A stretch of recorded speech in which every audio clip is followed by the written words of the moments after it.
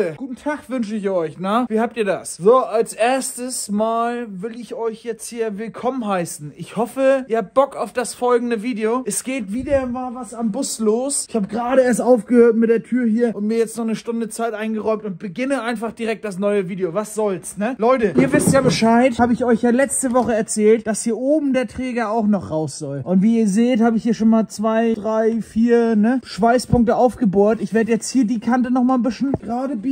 Warte, wir können es auch meinetwegen gerne zusammen machen. Einen Moment, Zange. Und dann mache ich den linkshändigen Einarm-Zange. Pass auf.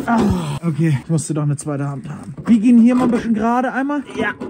Dass wir da schön die Schweißpunkte abbohren können. Oh, ich habe ganz falsch gefilmt hier wieder, ne? So, jetzt können wir da die Schweißpunkte abbohren. Und das ganze Stück hier erstmal von außen nur das Deckblech runternehmen. Das ist der Plan. Ich leg los. Wir sehen uns gleich. Ciao. So, Kenner, pass mal auf hier. Ich habe jetzt dieses Blech hier komplett rausgekriegt. Hat ganz gut geklappt tatsächlich. Jetzt ist von hier oben der Träger natürlich komplett frei. Hier ist noch so ein Gnaddelstück, wo auch ein bisschen verbogen ist. Und ich muss hier auch ein bisschen mehr Platz haben, dass wir nochmal den Rest am Dach ausdellen und beulen können. Guck mal da. Seht ihr das? Da muss noch die Kontur richtig rein. Vielleicht muss ich auf der Seite auch noch ein bisschen mehr abschneiden. Aber das weiß ich nicht genau und das interessiert mich jetzt auch nicht. Ich werde jetzt als nächstes das Blech hier ungefähr auf der Höhe, wo er hier einknickt, nochmal rausschneiden. Dann ist da schön viel Platz. Und dann kann theoretisch das erste Blech, naja, ja, doch nicht. Ich dachte, dann könnte man schon mal ein Blech bauen, was da nachher reinpasst. Dann kann man erst das hintere Deckblech verschweißen und dann von vorne nachher den Deckel nochmal raufsetzen. Und dann ist das richtig schön, richtig stabil und richtig geil. Aber Leute, so weit sind wir noch nicht. Ich schneide das erstmal raus und dann ist für heute hier auch Feierabend. Also, bis gleich. Ach Leute, ich habe vergessen, euch was zu erzählen. Ich wollte euch mal einen kleinen Trick zeigen. Und zwar habe ich hier so ein schönes, dickes Blech habe ich mir genommen. Das extra schon so ein bisschen gebogen, dass ich das hier hinterschieben kann. Und das Ganze mache ich hier nochmal mit Magneten fest einmal am Dach selber. Aber dann habe ich nicht die Gefahr, dass ich in die Dachhaut schneide. Dann würde ich hier da so ein bisschen an dem Blech rumkratzen, aber halt nicht in die Dachhaut schneiden. Und deswegen packe ich mir das hier hinter und jetzt kann ich losschneiden. Also, bis gleich. So, Kinder, Mann. Ich habe jetzt hier oben ein bisschen weiter gemacht, aber ich komme hier einfach nicht gerade runtergeschnitten. Ich glaube, das Maß ist hier irgendwie unter. Ich weiß nicht, warum ich da mit der Flex nicht rankomme. Auf der Seite ging das. Da hatte ich natürlich hier Platz, dass der Körper von der Flex hier reinpasste. Der dockt jetzt hier mal an, also drehe ich die Flex nun um und ich habe keine Chance, da richtig schön einzutauchen. Ich schneide hier schon richtig tief ran. Ach, ich nehme einfach, nächste Woche gehe ich da nochmal bei. Ich habe jetzt hier zu viel Angst, dass ich mir irgendwie auf die Schnelle in die Haut schneide. Ja, da werde ich nochmal nächste Woche beigehen und hier ganz vorsichtig mit der Luftflex irgendwie beigehen und das schneiden. Anders komme ich da jetzt gerade nicht weiter. Hier unten ist ja genau das gleiche Spiel. Da muss ich auch da unten weitermachen mit der Luftflex. Hier diese kleinen Ecken und sowas. Da komme ich jetzt mit der großen gar nicht richtig zurecht. Von daher mache ich für heute Feierabend und dann sehen wir uns nächste Woche. Nee, doch nicht. Wir sehen uns ja jetzt gleich hier wieder, aber wahrscheinlich ist es nächste Woche. Obwohl morgen ist auch noch ein Tag, ne? Wer weiß. Vielleicht passiert morgen auch noch ordentlich was. Leute, bleibt dran. Bis gleich. So, Leute, nächster Tag. Es geht weiter hier. Guck mal hin. Ich habe die Tür mal reingehängt hier. Da mit dem Flicken, ne? Wisst ihr ja alles aus dem letzten Video noch. Die steht jetzt hier mal im Auto drin. Und das ganze Geschoss hier, das möchte ich jetzt mal raushaben, weil ich schraube schon wieder hier vorne in der letzten Ecke quasi. Also nicht die allerletzte Ecke. Aber ihr wisst ja jetzt auch, demnächst kommt hier Verstärkung und sowas. Und dann wäre es wirklich schön, sich hier vorne den Bus wieder aufzubauen. Da hat man kurze Wege zur Werkbank. Ja, Werkbank. Das ist das nächste Thema. Da kam gestern jemand vorbei und hat hier tollste Teile vorbeigebracht. Ich will nochmal Danke sagen. Er meinte, ach, ich habe hier ein paar Radlager für euch, für Nellies Käfer. Aber wenn du dienen willst, dann musst du alles nehmen. Da sag ich, ja, das lasse ich mir doch nicht zweimal sagen. Und jetzt haben wir hier wirklich kistenweise Sachen einfach. Wir brauchen davon wahrscheinlich selber nicht alles oder so, ne? Ich werde gucken. Irgendwann kommt vielleicht einer, der irgendwas gebrauchen kann. Ich lagere das jetzt erstmal ein. Aber als nächstes heißt es, wir müssen die Werkbank erstmal wieder freikriegen. Nelly war jetzt schon gerade hinten in der letzten Ecke da zugange und hat hier mal den Beifahrersitz rausgewühlt, weil den schieben wir jetzt hier mal rein in den Käfer. Dann kommt noch mal ein bisschen Sprit in den Käfer und dann fahren wir das Ding mal raus. Dann fahren wir den mal auf Achse. Dann wollen wir heute auch noch 1, 2 Kleinigkeiten am Käfer machen. Also das wird jetzt hier so ein Kombinationsvideo. Der Sitz sieht ja gar nicht schlecht aus, ne? Also den müssen wir einmal durchreinigen und ansonsten ist der gut. Außerdem habe ich jetzt auch endlich Stoff bekommen für den Fahrersitz und so, hoffe ich. Ist noch nicht da, muss ich noch abholen, aber wird was. Jetzt als nächstes werden wir den Sitz jetzt mal einbauen, ne, Leute? Also, Attacke. Nächster Step, der Sitz sitzt drin, also man kann sich da jetzt toll reinsetzen, um mal eine Probefahrt zu machen. Außerdem hat der Tank einen kleinen Schluck reingekriegt. Jetzt, ja, können wir starten. Tore sind schon offen und dann kann es jetzt losgehen. Also, ich würde sagen, Nelly, an die Schlüssel, Batterie ran und dann Abfahrt. Und ich mache euch mal ein bisschen Musik an und dann so einen kleinen Porn, wie die erste Fahrt hier fährt, weißt du? Okay, Leute, bis gleich.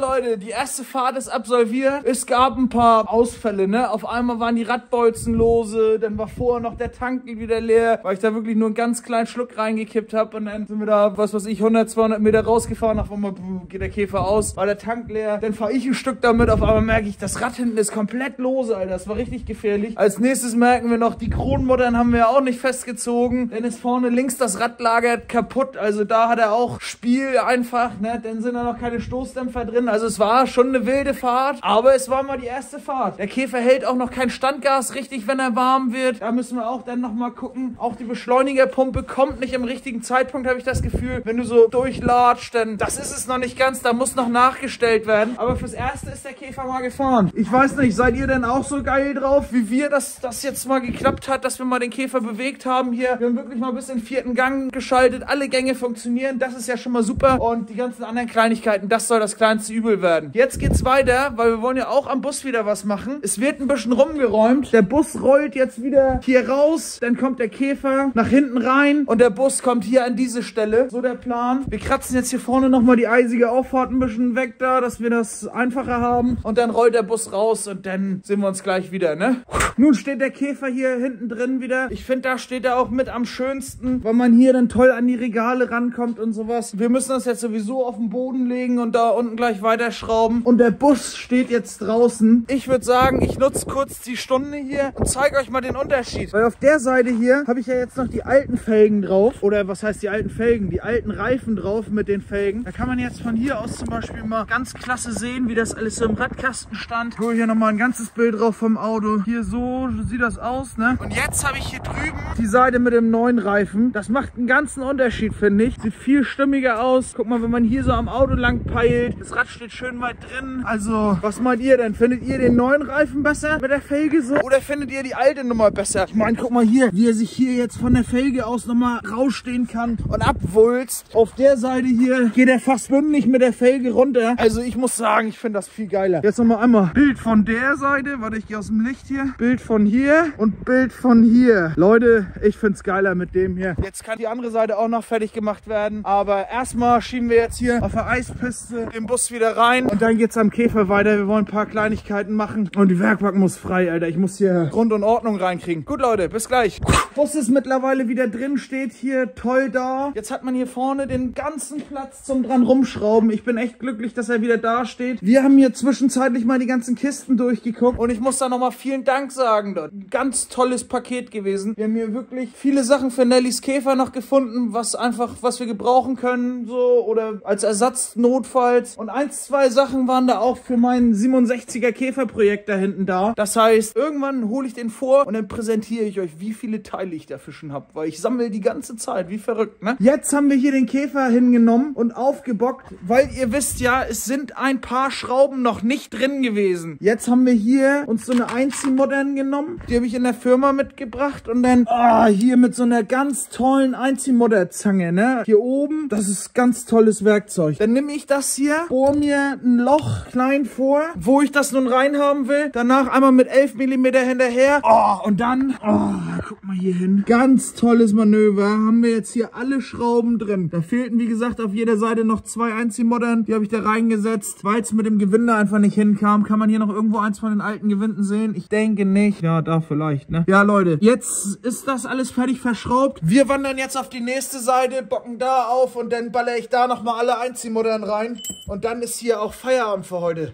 So, Leute, ich bin wieder am Start. Nächster Tag, es soll weitergehen. Wir haben den Käfer hier soweit ja fertig gemacht beim letzten Mal noch. Alle diese Einziehmoddern rein, ging auch ganz gut. Moinsen. Hatten 1, 2 Ausfälle hier wie diesen da, ne? Aber ansonsten ging es ganz gut. Und Leute, ich kann euch sagen, jetzt will ich hier oben mal die Scheiße rausschneiden. Das letzte Schnippelstück, dafür habe ich mir auf Arbeit hier so eine tolle Luftflex ausgeliehen und noch so ein Modell. Weil ich schon wusste, dass ich das geil finde, habe ich mir gleich hier noch so ein Spannstück gekauft für meinen neuen Trenner da. Also das ist auch ein astreines Ding, denke ich. Damit habe ich jetzt noch nicht einmal gearbeitet, aber da werde ich gleich mal, ja, probieren. So ein Teil wollte ich da wie nannte sich das jetzt? Spannbolzen. Spannbolzen kann man sagen. Oder Spanndorn. Diesen Spanndorn habe ich mir jetzt gekauft. Wollte ich echt schon haben, seitdem ich das Ding hatte. Und jetzt kann man hier mit dem Teil super geil irgendwo trennen. Auf ganz filigrane Nummer. Und genau das wollen wir jetzt gleich tun. Mit dem letzten Stück A-Säule da unten, was da noch steht. Und halt, wie gesagt, das Stück hier hinterm Dach, ne? Also, ich nehme die Tür raus. Für euch einmal Musik ab und dann geht's hier los, ne? Alles klar, bis gleich.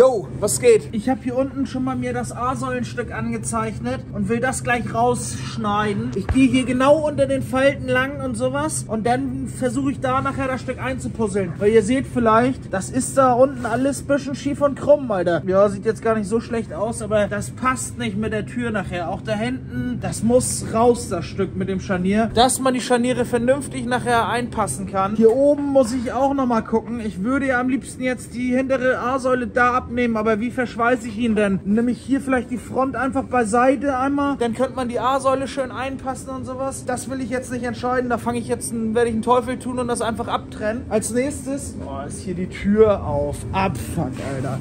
Oh. Naja, als nächstes habe ich hier oben das letzte Blechstück, was da unten war, rausgeschnitten. Hat auch gut geklappt alles. Dafür brauchte ich gar kein Werkzeug hier aus der Firma. Mit dem Teil ist das top. Und genau das Teil werde ich jetzt auch hier unten gleich mal probieren, ob ich hier schön überall beikomme. Aber ich merke schon, da ist das Scharnier im Wege. Da habe ich einfach nicht so die Chance. Vielleicht komme ich da doch besser mit dieser Flex zurecht, hier mit der großen, langen Luftflex, dass ich... Ja, richtig schön ist das nicht, ne? Auf jeden Fall könnte ich den Schnitt hier runter wagen, so. Und dann... Ah, das ist doch scheiße. Naja, Leute, ich beiß mich da schon durch. Irgendwie werde ich den da jetzt rausschneiden. Ich muss es ja. Und dann hier hinten nochmal lang, dass ich hier so hochschneide einmal. Und dann hier lang. Und dann ist das, ja, vielleicht auch alles Geschichte langsam, ne? Gut, Leute, ich hole mal Luft ran, schmeiß den Kompressor an und dann geht's hier gleich los. So, Leute, guck mal hin hier. Ich habe jetzt da schön überall lang geschnitten und sowas. Hier hinten um die Ecke, da komplett lang und so. Jetzt ist die so gut wie lose. Ich muss den Rest jetzt mal abhauen hier gleich. Aber bevor ich das mache, will ich mal einmal mit euch ein bisschen auf eure Kommentare vom letzten Video eingehen. Viele schreiben ja immer noch, oh, nimm die ganze Front raus oder so, ne? Von wegen, dass das immer noch zu weich wäre, wenn du einen Unfall hast und so. Und ich muss sagen, guck mal hier, ich drücke hier mal gegen. Also ich war da gerade komplett mit Gewicht drin, ne? Und ihr braucht mir nicht erzählen, dass diese Front hier, dieses dünne Blech, ne? Hier überall, dass das mal jemals stabil war und einen von einem Unfall gerettet hätte. Das ist kompletter Quatsch. Die Frontmaske ist 0,75er Blech, 0,8er Blech, ganz normales Karosserieblech. Das, was nachher die Stabilität beim Unfall wegnimmt, ist dieser Kasten hier, der uns diesmal schon beschützt hat quasi. Denn der Wasserkasten hier hinter komplett, wenn der hier an der A-Säule nachher festgeschweißt ist, hier oben ist ein Versteifungsblech, hier hinter laufen Versteifungsbleche lang. Die ganze A-Säule hat natürlich Stabilität, deswegen kommt die hier schön auf Versatz rein. Richtig wie ein Tischler das auch machen würde, theoretisch mit seinen Holzbalken oder sowas. Ihr braucht euch da wirklich keine Sorgen machen, dass mir das irgendwie egal wäre, dass das am Ende nicht stabil ist oder sowas. Aber dieses scheiß 0,7er Blech hier, durch die ganzen Knicke und sowas, ist das wahrscheinlich jetzt stabiler als vorher so. Also da will ich euch mal einmal die Angst aus dem Kopf nehmen. Das ist nachher, wenn da eine neue A-Säule drin steht, wenn da der Träger hinterm Dach wieder drin sitzt, dieser dicke Kasten drin ist und auch noch dieses Blech quasi, was hinten zur Versteifung dient, auch neu drin ist, dann ist das alles wieder steif und stabil. So, da braucht ihr keine Sorge haben. Außerdem, was ich mit der Optik meinte, dass der hier vorne knickelig bleibt, ne, das oder dass er hier so bleibt, wie er ist und Overtrol nur rüberkriegt, das ist klar, den will ich da nicht beilackieren, dann hätte ich auch eine neue Front reinbauen können, also das ist mal dazu. Mir geht es jetzt hier wirklich nur, dieser Kasten in orange, bleibt er orange oder wird er von da drin grün und von außen, also von hier dann weiß und so, das ist so ein bisschen die Frage, genauso wie die A-Säule, die dann hier getauscht wird, ich weiß nach wie vor auch immer noch nicht, wird die nur von hier unten bis unter das Dach getauscht komplett oder wird die nur von bis hier getauscht, ne? Aber das Stück kriegt sie auf jeden Fall getauscht. Leute, das wollte ich nur euch einmal mitgeteilt haben. Und auch viele, die schreiben irgendwie, oh, das ist hier nicht der richtige Weg und du brichst dir da einen ab oder so, ne? Leute, ich mache das ja auch, weil mir das Spaß bringt und ich diese Front erhalten will. Dass es ein einfacherer Weg wird, alles rauszuschneiden und noch reinzusetzen, das weiß ich, das ist mir klar. Klar ist auch, dass ich bestimmt nicht so schnell bin wie irgendwie einer, der das den ganzen Tag macht, weil ich das mir hier gerade selber beibringe so ein bisschen. Aber dafür, muss ich sagen, bin ich mit dem Ergebnis schon echt sehr zufrieden. Und wenn das nachher so aussieht, als ob das irgendwo einer auf dem Hinterhof zusammengedengelt hat wieder oder so. Ey Leute, es ist so passiert. Also es wurde hier auf irgendeinem Hinterhof wieder zusammengedengelt. Ist auch ganz klar der Fall. Egal, ich fahre meinen Blutdruck wieder runter und mache jetzt hier weiter. Oh, ich habe auch schon einen langen Arm. Ich zeige euch das mal einmal.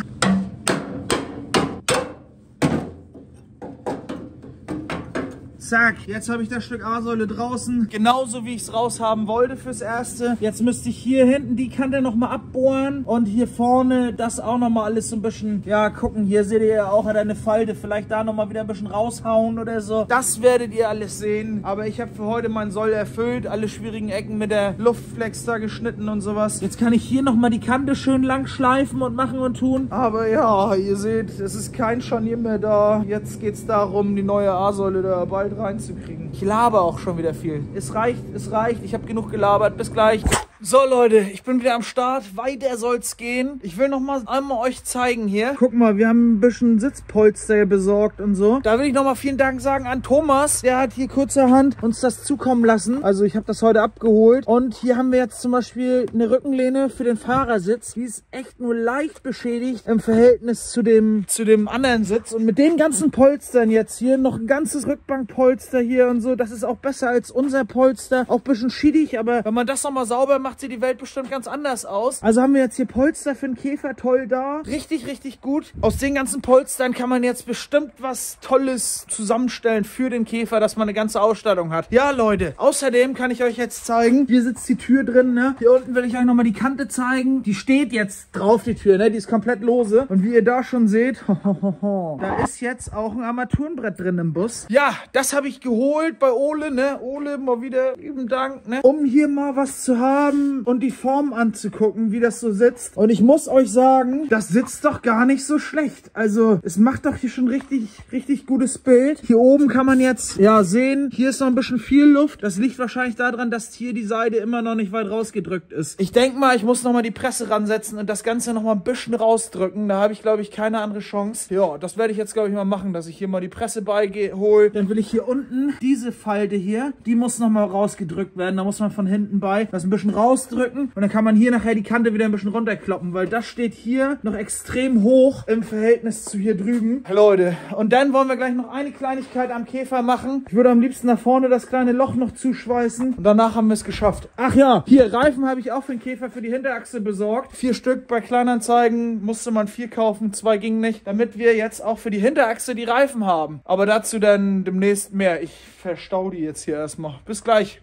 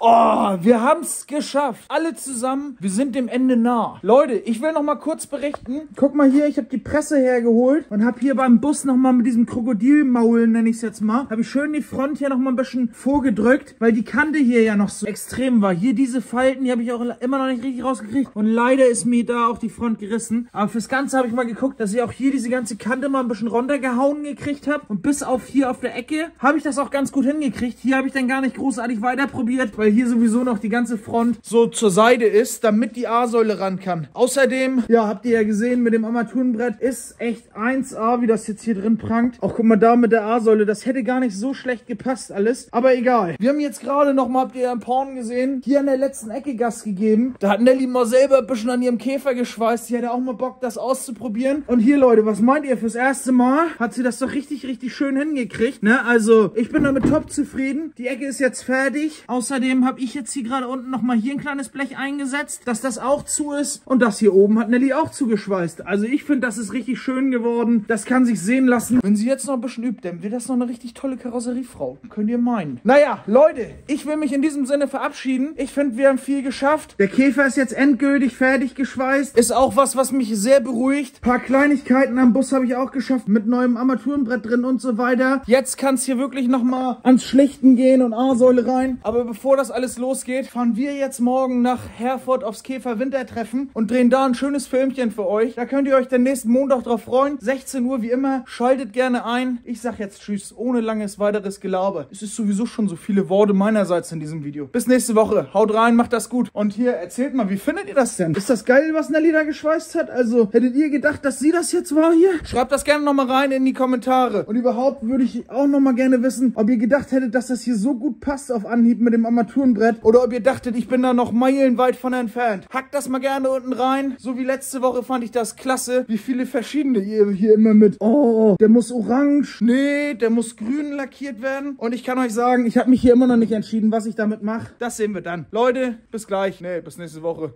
Tschüss.